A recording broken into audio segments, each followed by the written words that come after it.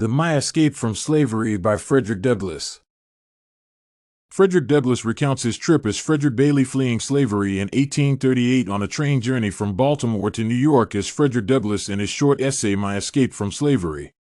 With imagery that allows the reader to experience his trials and worries, the story describes his experiences and hurdles on his way to his new free life in New York. Douglass begins by explaining why he was afraid to write about his escape. He reveals that he was feeling this way for two reasons. First, if he told his narrative of his escape, he would destroy the procedure for future slaves attempting to do the same if it became public.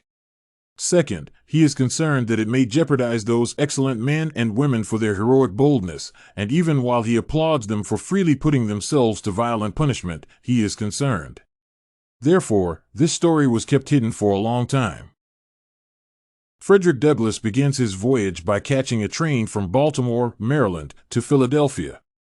He criticizes the inefficiency of documents that prove he was a freed slave, then proceeds to use one he acquired from a friend. While he was ecstatic to be in New York, he quickly became concerned about being apprehended and returned to servitude. Soon after landing in New York, he encountered a guy named William Dixon, who told him that although he was in the North, there were many manhunters, some of whom were black, willing to return an escaped slave to the South for a fee. Douglass is fortunate in that he meets David Ruggles, an abolitionist who advises him to go to New Bedford, Massachusetts. After learning of his safety, his intended wife, a liberated lady, met him in Baltimore, and they married, then traveled to New Bedford. Upon arrival, they moved in with Nathan Johnson, another abolitionist. When generating his new paperwork, Nathan decides to change Frederick's last name from Bailey to Douglass. The inhabitants seemed more able, stronger, healthier, and happier than those of Maryland, Douglass says of the North's prosperity.